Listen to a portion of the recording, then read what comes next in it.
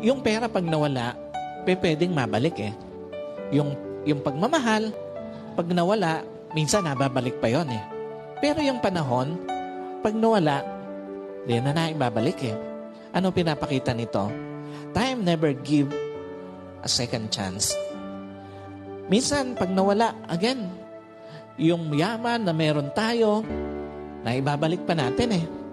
Pero pagka yung panahon na yung nawala, hirap na tayo. Gustuhin man nating ibalik. Alam niyo po, when time passes, it will gone forever.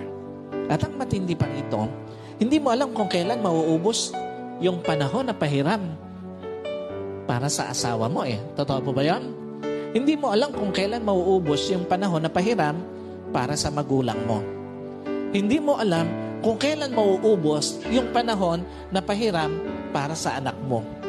Hindi mo alam kung kailan mauubos yung panahon na pahiram para sa kapatid mo.